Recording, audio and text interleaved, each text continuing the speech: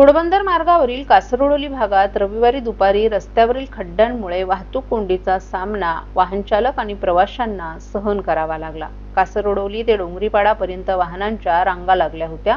त्यामुळे ठाण्याहून घोडबंदरच्या दिशेने वाहतूक करणाऱ्या प्रवाशांचे हाल झाले। अवघ्या 5 मिनिटांच्या अंतरासाठी वाहन चालकांना अर्धा तास लागत होता। दरम्यान घोडबंदर मार्गावर पडलेल्या खड्ड्यांमुळे काँग्रेसनं खड्डे भरो आणि भीक मागो आंदोलन केलं होतं। घोडबंदर मार्गावरील कासरगोडोली येथील मार्गावर ठिकठिकाणी खड्डे पडले आहेत। त्याचा परिणाम येथील वाहतूक व्यवस्थेवर होऊ लागलाय। काल खड्डे आणि पाऊस यामुळे कासरगोडोली ते डोंगरीपाडा पर्यंत वाहनांच्या रांगा लागल्या होत्या। त्यामुळे ठाणे भिवंडी येथून घोडबंदर, बोरिवली, वसई विरार, मीरा भाईंदर आणि गुजरातच्या दिशेने वाहतूक करणाऱ्या वाहन चालक आणि प्रवाशांचे हाल झाले। येथील वाहतूक संथ असल्याने वाहन चालकांना अवघं 5 मिनिटांचं अंतर पार करण्यासाठी किमान अर्धा तास लागत होता। घोडबंदर येथील कासरगोडोली आनंदनगर भागात नागरी वस्ती असल्यामुळे कामानिमित्ताने बाहेर पडलेल्या नागरिकांनाही या कोंडीचा सामना सहन करावा लागला।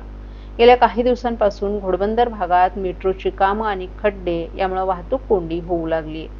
काल देखील वाहतूक कोंडी झाल्याने प्रवाशांकडून नाराजी व्यक्त केली जात होती। दरम्यान घोडबंदर मार्गावर पडलेल्या खड्ड्यांमुळे काँग्रेसनं खड्डे भरो आणि भीक मागो आंदोलन केलं।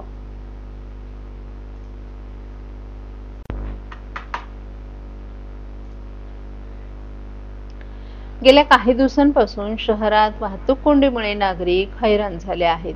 ठाणे पोलिसांनी वाहतुकीसंदर्भात अडचणी असल्यास नागरिकांसाठी मदत क्रमांक जाहीर केलेत। वाहतूक शाखेच्या 18 उपविभागांसाठी 18 क्रमांक प्रसारित करण्यात आल्याची माहिती ठाणे पोलिसांनी दिली आहे। ठाणे शहरात विविध प्रकल्पांची सुरू असलेली कामं, खड्डे यामुळे होणाऱ्या वाहतूक कोंडीमुळे नागरिक हैराण झालेत। घोडबंदर मुंबई नाशिक महामार्ग, पूर्व द्रुतगती महामार्गावर दररोज वाहतूक कोंडी होत आहे। वाहतुकीसंदर्भात काही अडचणी आल्यास नागरिक एक्स या समाज माध्यमांद्वारे पोलिसांसोबत संपर्क साधत असतात। परंतु आता ठाणे पोलिसांनी ठाणे ते बदलापूर आणि भिवंडी शहराच्या 18 उपविभागांसाठी 18 मदत क्रमांक जाहीर केलेत। ठाणे पोलिसांकडून आयोजित केलेल्या डिजिटल वारी या उपक्रमात या मदत क्रमांकांचा शुभारंभ करण्यात आलाय। महाराष्ट्रातील भगिनींना आधार देणारी राज्य शासनाची मुख्यमंत्री माझी लाडकी बहीण योजना। या योजनेअंतर्गत अल्प उत्पन्न गटातील 21 ते 65 वयोगटाच्या भगिनींना मिळणार दरमहा 1500 रुपयाची मदत। अर्ज करण्यासाठी 31 ऑगस्ट 2024 पर्यंत मुदतवाढ। कुटुंबाचं वार्षिक उत्पन्न 2.5 लाख रुपयांपेक्षा कमी असलेल्या महिला पात्र। कुटुंबाकडे पिवळं किंवा केशरी रेशन कार्ड असल्यास उत्पन्नाचा दाखला आवश्यक नाही। पांढरं रेशन कार्ड असेल किंवा रेशन कार्ड नसेल तर कुटुंबाचं वार्षिक उत्पन्न 2.5 लाखांपेक्षा कमी असल्याचा दाखला आवश्यक। योजनेसाठीचा ऑनलाईन अर्ज नारी शक्ती दूत ॲप वरून किंवा पोर्टलवर भरता येईल। ज्या भगिनींना ऑनलाईन अर्ज भरता येत नसेल त्यांच्यासाठी अंगणवाडी, ग्रामपंचायत, वॉर्ड ऑफिस, सेतू सुविधा केंद्रामध्ये किंवा आशाताई बचत गटाच्या CRP यांची मदत उपलब्ध। आता आपल्याला अभिमानाने म्हणता येईल, सुखी आणि सुरक्षित आहे माझी लाडकी बहीण।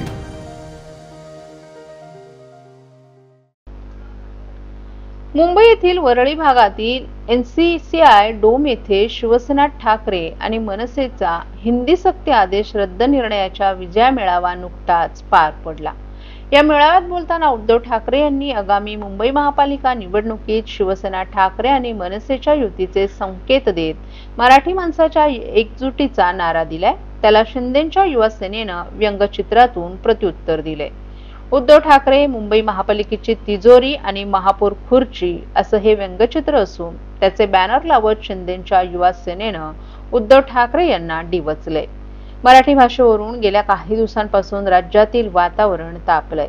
हिंदी सक्ती आणि त्रिभाषा सूत्र लागू करण्याचे 2 शासकीय आदेश रद्द करण्याच्या महायुती सरकारच्या निर्णयावर जल्लोष करण्यासाठी शिवसेना ठाकरे आणि मनसेच्या वतीने आयोजित केलेला विजयी मेळावा शनिवारी वरळीत पार पडला।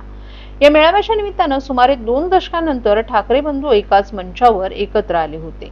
या मंचावरून भाषण करताना दोन्ही ठाकरे बंधूंनी सरकारवर टीका केली आहे। तसेच या मेळाव्यात बोलताना उद्धव ठाकरे यांनी आगामी मुंबई महापालिका निवडणुकीत शिवसेना ठाकरे आणि मनसेच्या युतीचे संकेत दिले। त्याचबरोबर त्यांनी मराठी माणसाच्या एकजुटीचाही नारा दिला होता। त्याला शिंदेच्या युवा सेनेनं व्यंगचित्रातून प्रत्युत्तर दिले।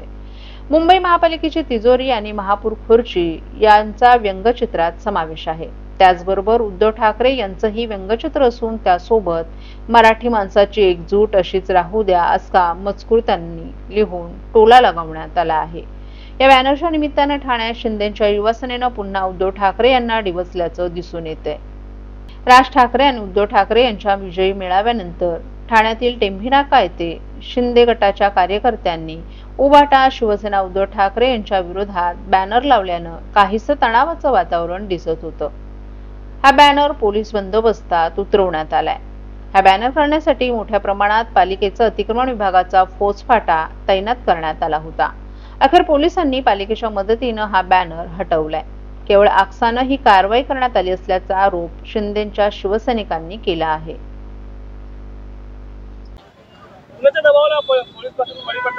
पोलिसांना विचारा तुम्ही.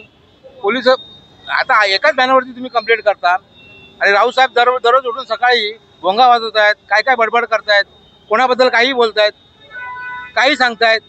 त्यांच्याबद्दल तुम्हाला काय तुम्ही कधी हे नाही केलं, ऍक्शन नाही घेतली? काय कारण दिलं पोलिसांनी बॅनर काढायचं? पोलिसांनी सांगितलं की बाबा बॅनरला परमिशन नाही म्हणून. आता एवढे ठाणे महापालिकेच्या हातीमध्ये सगळे बॅनर लागतात. हो, बॅनर काढू नका. कशाला बॅनर काढताय? बॅनर काढू नका. हो, बॅनर नका काढू. बॅनर नका काढू. हो, बॅनर नका काढू. वाजवा. हे वाजवा, बॅनर नका काढू तुम्ही. हे बॅनर नका काढू. अरे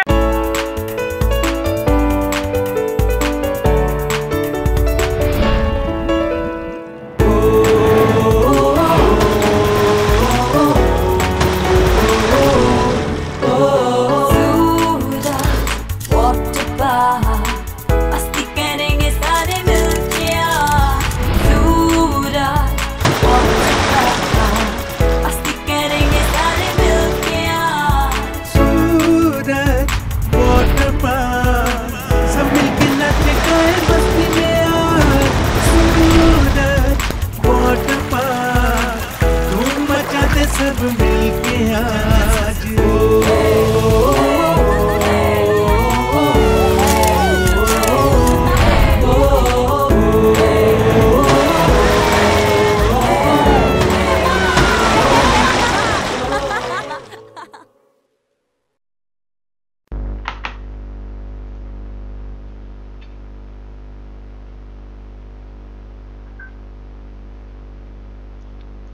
भाजपा आमदार संजय केळकर हे वारंवार कर्मचाऱ्यांच्या अडचणींचं निराकरण करत असतात. तसंच कर्मचारी सतत विविध प्रश्न मार्गी लावण्यासाठी आमदार केळकर यांच्याकडे धाव घेतात.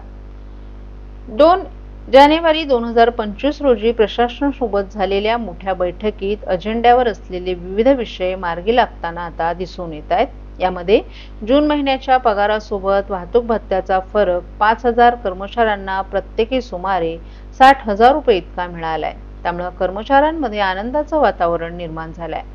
सर्व कर्मचाऱ्यांनी आमदार संजय केळकर यांचे आभार मानलेत आणि सदैव कर्मचाऱ्यांच्या पाठीशी राहावं तसेच त्यांचे आशीर्वाद मिळावेत अशी भावना व्यक्त केली आहे.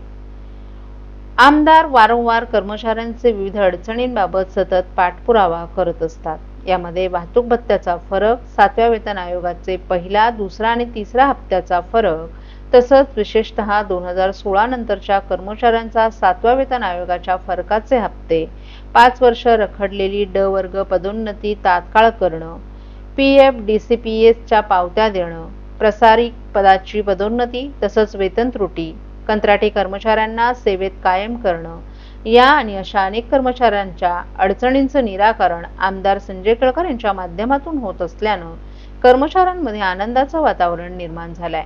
तसंच आमदार संजय केळकर यांच्या माध्यमातून कामगारांची विविध कामं झपाट्यानं होत आहेत. महानगरपालिकेमध्ये कोणतीही अडचण आल्यास सर्वप्रथम आमदार संजय केळकर यांचीच आठवण सर्व कामगारांना येत आहे. ज्यांचे कोणी नाही त्यांचे आमदार संजय केळकर आहेत अशी भावना कष्टकरी कामगारांची होती. यावेळी कामगार प्रतिनिधी दत्ता घुगे, अजित मोरे, सुधाकर शिंदे, हरिश्चंद्र देशमुख आणि कर्मचारी प्रतिनिधींनी आमदार संजय केळकर यांचे जाहीर आभार मानलेत.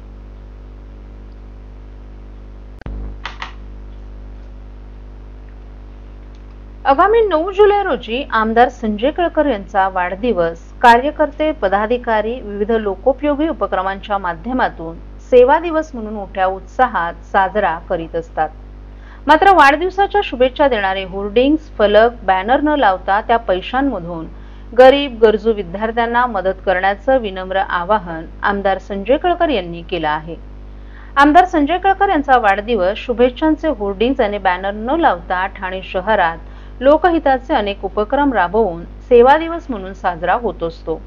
शहरात प्रभागात झालेल्या विकास कामांची, योजनांची, उपक्रमांची माहिती फलक आणि बॅनरद्वारे दिली जाते.